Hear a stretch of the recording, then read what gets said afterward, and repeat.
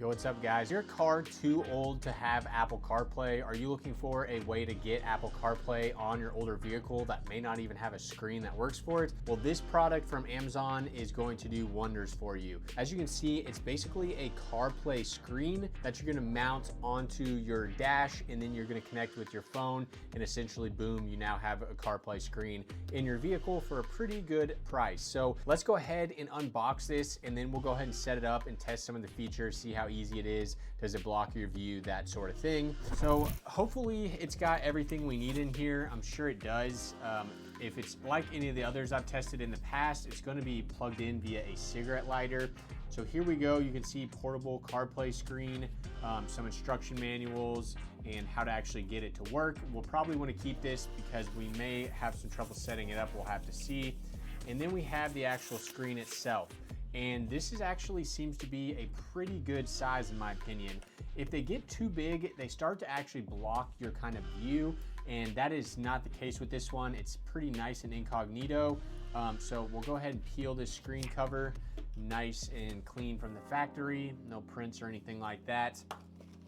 Continuing on here, we have all of our cables. So just like I thought, right here is our USB-C power cable, which plugs into the cigarette lighter, nice.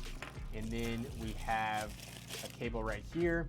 This is actually for a rear camera. So this does come with a rear camera. We're not gonna use it in this video, but if you need a backup camera, this could also work for that.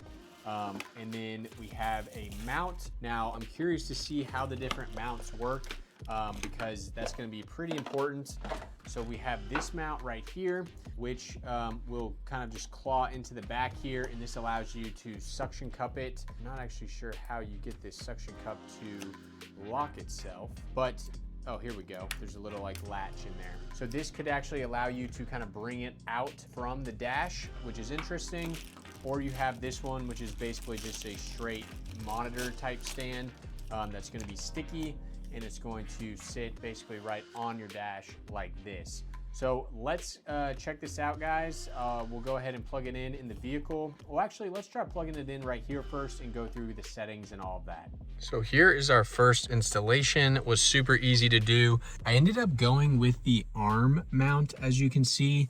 This brought it a lot closer and is allowing, since the screen is a bit smaller, it just looks a little better with it kind of closer to me. So let's see what all we have to work with. This does have a dash camera on the front, and you can see that's what it's viewing right there, which is pretty cool. So if you don't already have a dash cam, this could be a good option for that alone. The screen itself appears pretty responsive. Now, it did not come with a memory card, guys, so keep that in mind. Next, let's go to the CarPlay and see if we can get this set up. So turn on Bluetooth on your iPhone and select to connect the device. So let me do this real quick off camera.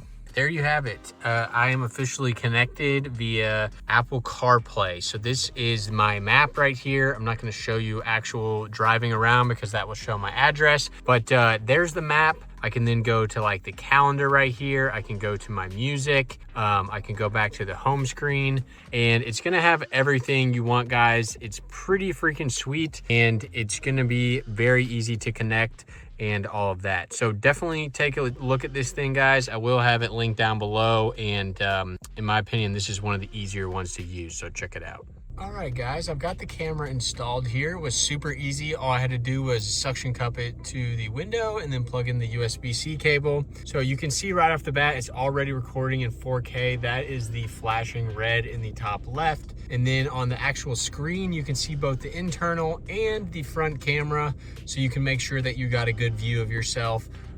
If you don't, rotate that, or you can rotate the whole camera itself like that, but I don't want to make sure I don't get too much of my hood. So let's go ahead and start driving around now and check out the video quality.